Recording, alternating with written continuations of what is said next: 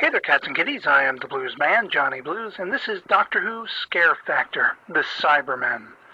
When it comes to the Cybermen for me, there are two very divisive types, the genuinely scary ones and the slightly ridiculous ones. The latter of which are those to be seen in such stories as Earthshock and or Attack of the Cybermen, whose aluminum foil-looking bodies, costumes, or what have you just do not ring genuine or fearsome to me in their appearances. Sure, there is still somewhat of a focus on the typical Cyberman traits, like removing all emotions or enslaving humanity to suit their goals, but when it comes down to it, the truly frightening Cybermen, in both their appearance and their goals, as well as the way they're depicted, can be seen in such stories as Tomb of the Cybermen, The Invasion, and what little I've seen of Silver Nemesis to a degree in the classic series, as well as Rise of the Cybermen, The Age of Steel, and Nightmare in Silver to a degree as well in the modern. Tomb of the Cybermen features, as I've noted elsewhere, Cybermen that are akin to in their slow, methodical movements, and with the exception of the Cyber leader, their all but silent, zombie-like presence, the zombies depicted in George Romero's 1960s classic Night of the Living Dead. Very frightening is the iconic scene of the Cybermen breaking free of their frozen tombs in the underground catacombs on Telos. Employing the use of cybermats, these Cybermen terrorize the Doctor's party, as well as the archaeologists seeking to uncover their secrets.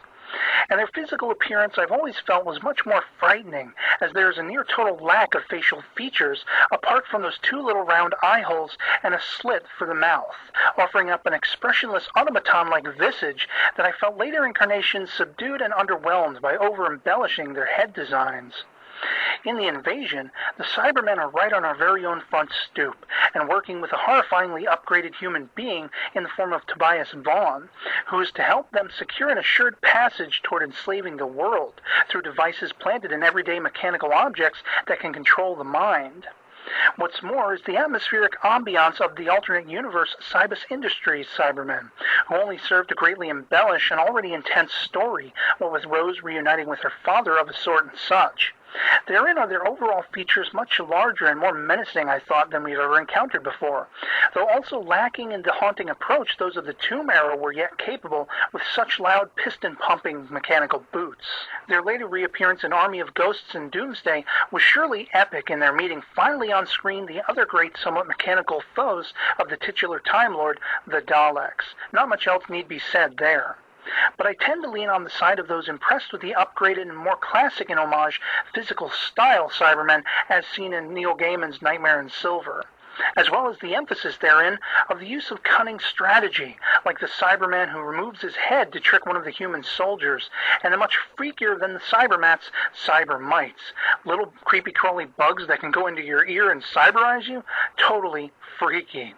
Even if the sequences where Matt Smith was playing the dual roles of the Doctor and the Cyber Planner left a little to be desired, at least to me.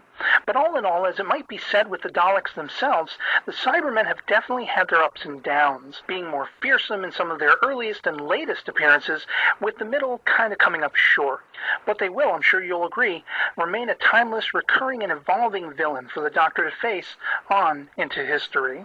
And so I'd love to hear from you guys in the comments below what your opinions on the Cybermen are. How would you rate them in their various stories? Where were they the scariest to you? Otherwise, that'll be it for me on this one. Hope you enjoyed the video and that it finds you well. And I'll catch you later. Peace.